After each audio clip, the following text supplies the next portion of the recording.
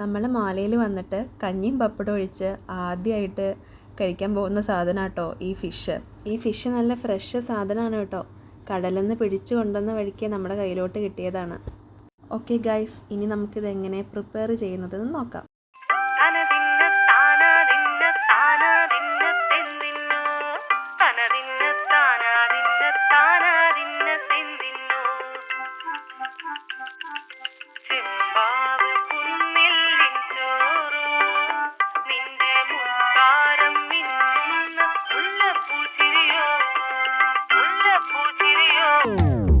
Friends, fish ഫ്രൈയുടെ output ഞങ്ങൾക്ക് എടുക്കാൻ പറ്റിയില്ല കേട്ടോ.